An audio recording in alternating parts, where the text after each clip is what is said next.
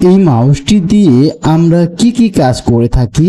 এই মাউসটা দিয়ে আপনি কম্পিউটারে বিভিন্ন কাজ করতে পারেন, যেমন কিছু সিলেক্ট করা, ফাইল বা প্রোগ্রাম ওপেন করা, ওয়েব পেজ ওপরে নিচে করা, এমনকি গেমও খেলা যায়।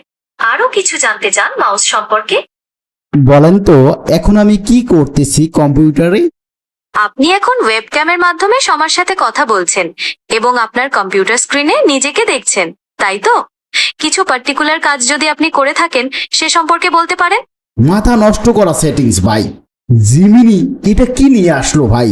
জিমিনির ক্যামেরা দিয়ে একটা কলম বা পেন্সিল বা আপনি যা দেন ক্যামেরার সামনে দেন, বলে দিবে এটা কি, এটা কোন কাজে ব্যবহার করা হয়, এটা কি কি কাজ করে এটা দিয়ে।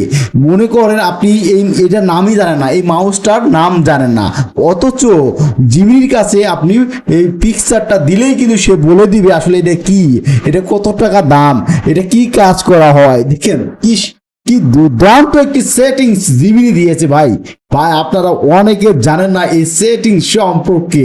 আমি এখন আপনাদেরকে দেখিয়ে দিব এই কাজগুলো কিভাবে করে জিমিনি, প্র্যাকটিক্যাল দেখিয়ে দিব। আপনারা ভিডিওটির সাথেই থাকবেন। প্রথমেই আপনারা আপনাদের মোবাইল থেকে গুগল ক্রোম থেকে জিমিনিতে চলে আসবেন। আমি আপনাদেরকে মার্ক করে দেখাবো। এই কর্নারে পপ আপ অপশনে আপনারা ক্লিক করবেন। এই যে এই অপশনে ক্লিক করবেন।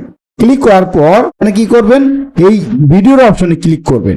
ভিডিও অপশন ক্লিক করার পর আপনারা কি করবেন, কোনো কিছু ক্যামেরার সামনে কোনো কিছু ধরবেন। এই যে আমি এখানে ধরছি ক্যামেরার সামনে।